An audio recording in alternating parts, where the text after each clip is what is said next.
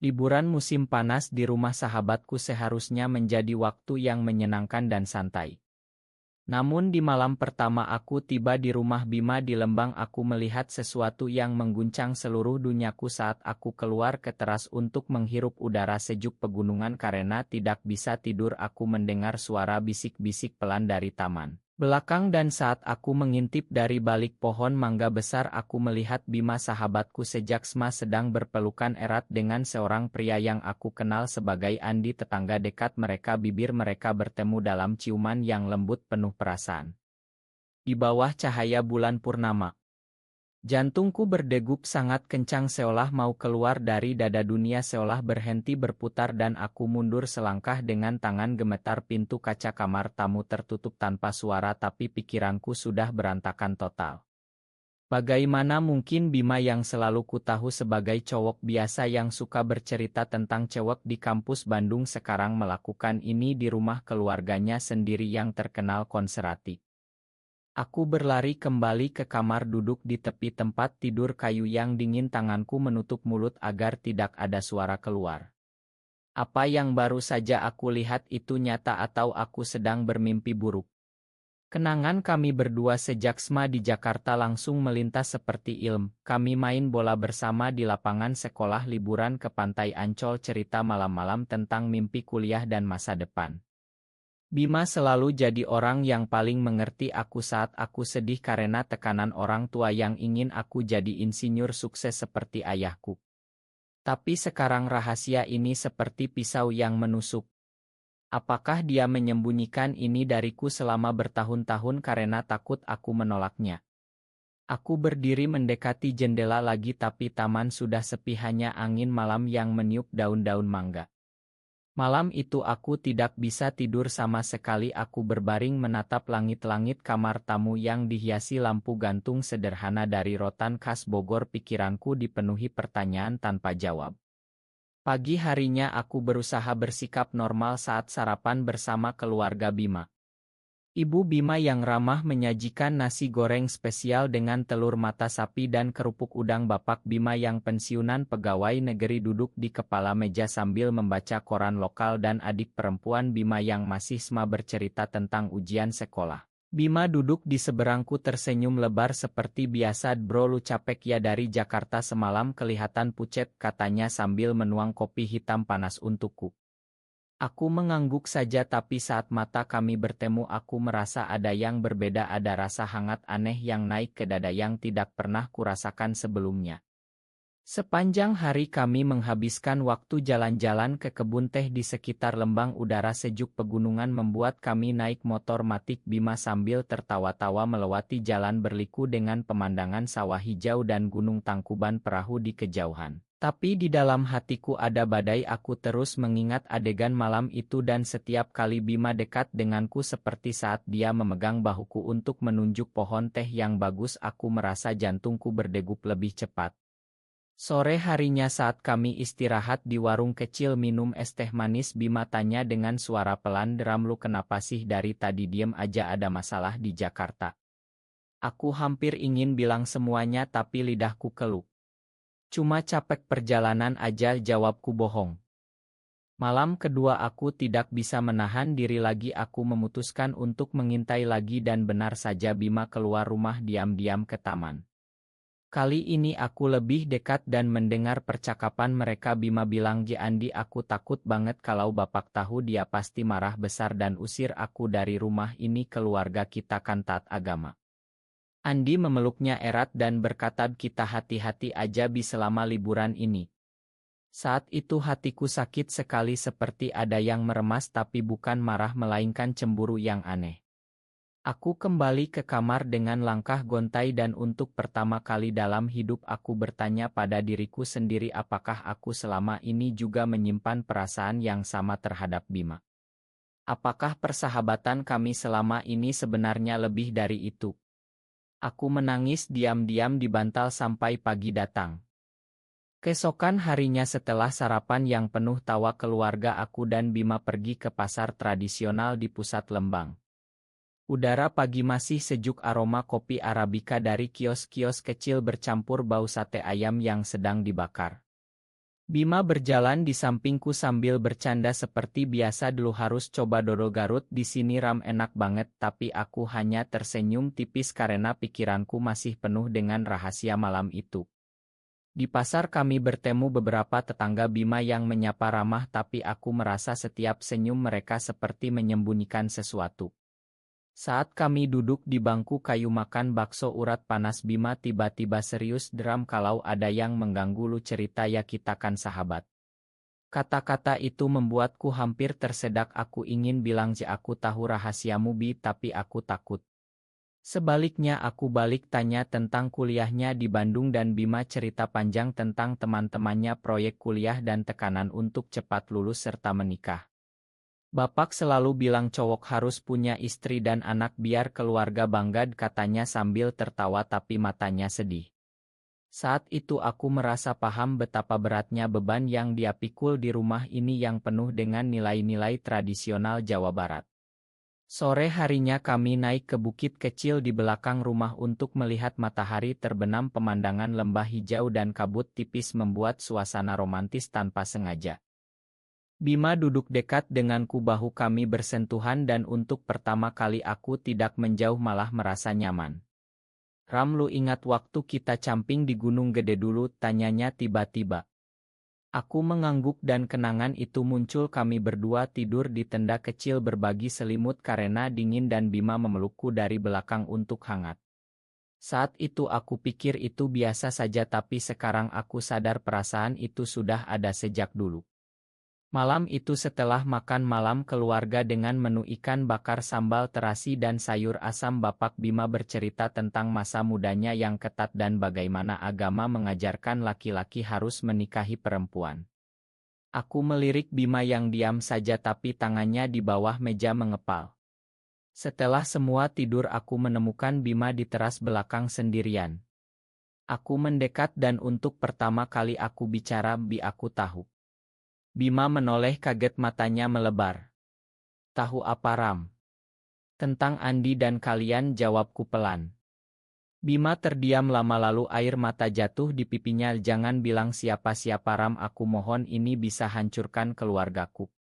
Kami duduk berjam-jam di teras itu. Bima cerita tentang perjuangannya sejak merasa berbeda tapi selalu sembunyi karena takut diusir dari rumah dan dicap aib oleh masyarakat sekitar.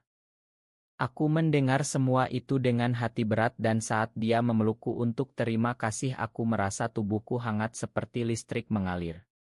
Malam itu aku sadar perasaanku terhadap Bima bukan lagi persahabatan biasa. Tapi aku masih menyangkalnya di dalam hati karena di Indonesia seperti ini sulit dibayangkan.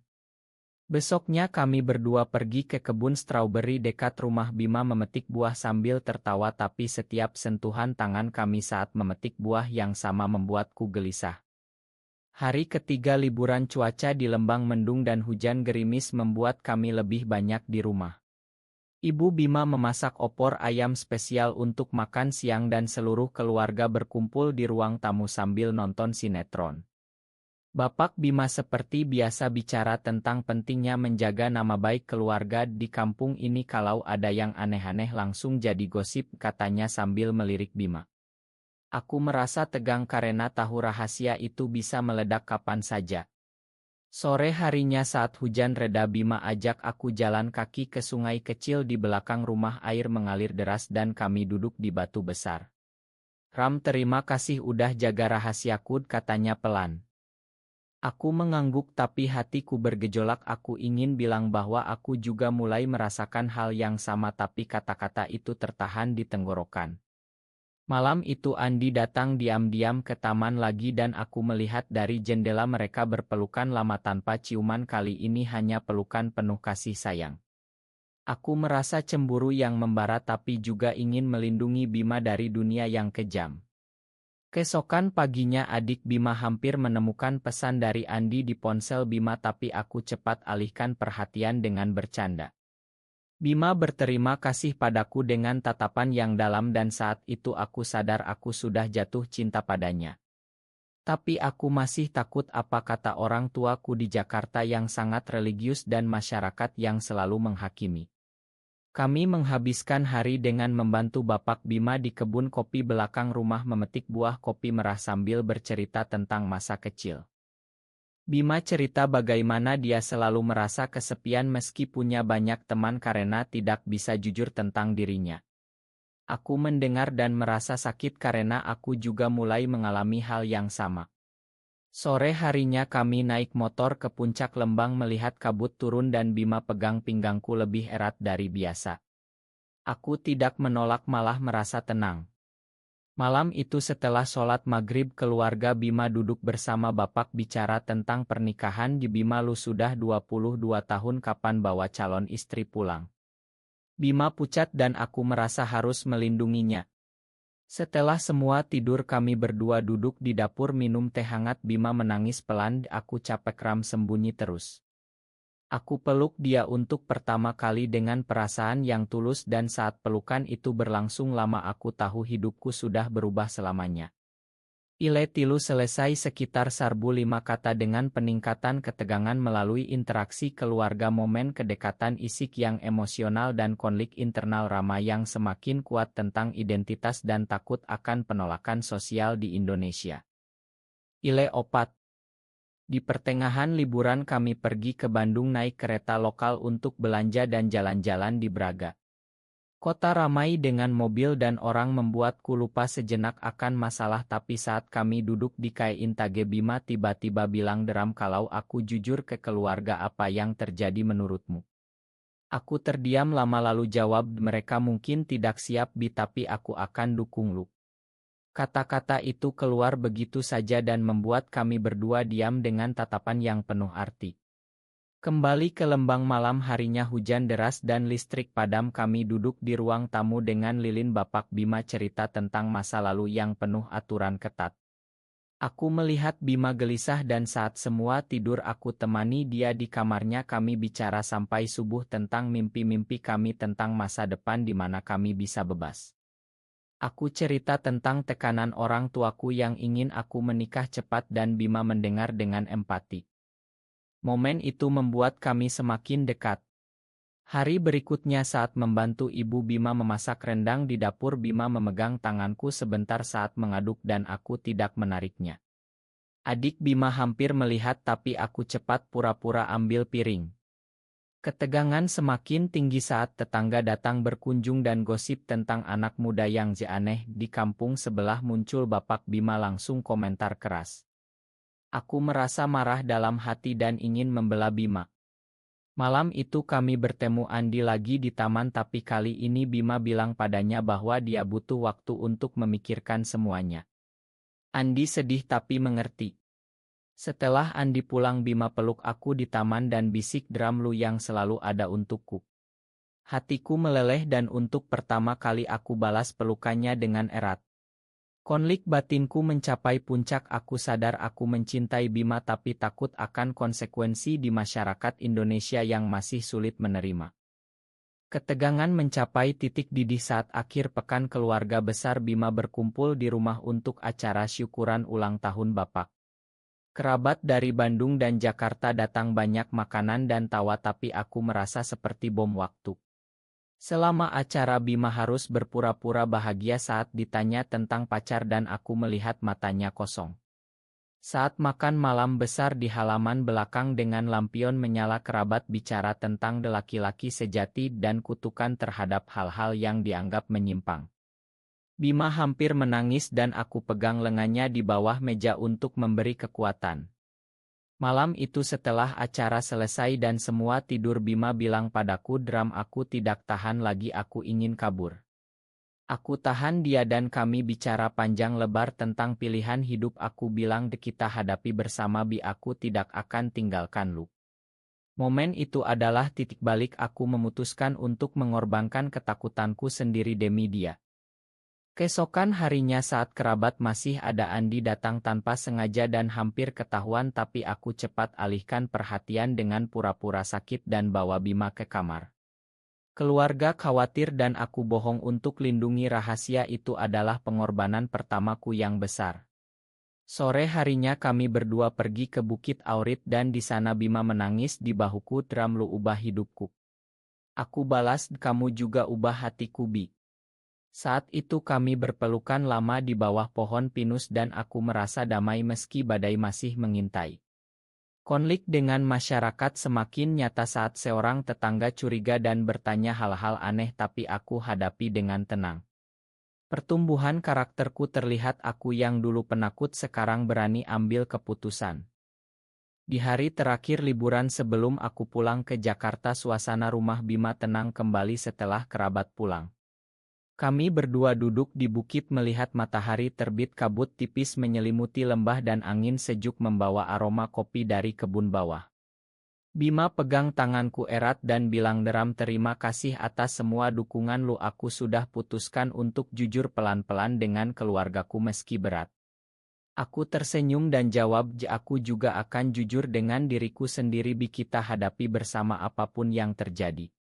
Kami berpelukan lama di sana tanpa kata-kata, hanya perasaan yang mendalam tentang cinta yang tumbuh dari persahabatan dan rahasia yang mengubah segalanya.